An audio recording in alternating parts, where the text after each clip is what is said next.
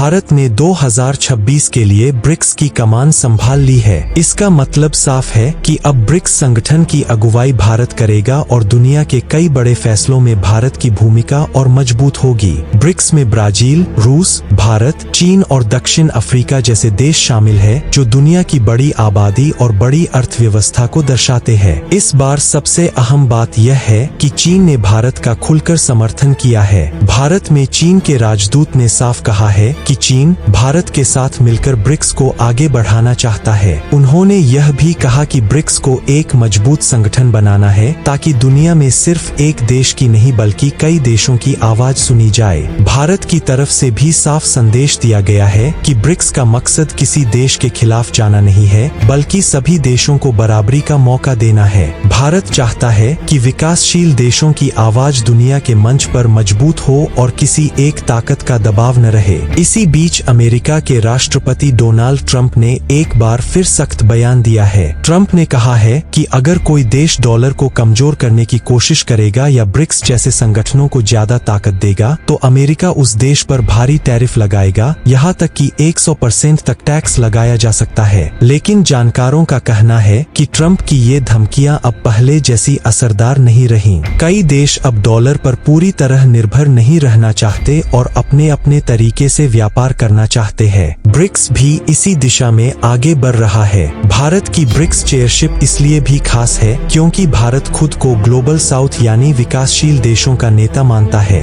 भारत चाहता है कि गरीब और मध्यम देशों को भी फैसलों में बराबरी मिले। चीन का भारत को सपोर्ट देना इस बात का संकेत है कि दोनों देश ब्रिक्स के मंच पर अपने मतभेद अलग रखकर साथ काम करना चाहते हैं। इससे ब्रिक्स और मजबूत हो सकता है। कुल मिलाकर देखा जाए तो भारत की ब्रिक्स लीडरशिप, चीन का समर्थन और अमेरिका की धमकियों के बीच दुनिया की ताकत का संतुलन बदलता नजर आ रहा है। आने वाले समय में ब्रिक्स कितना मजबूत होगा और क्या यह डॉलर को चुनौती दे पाएगा, यह देखने वाली बात होगी।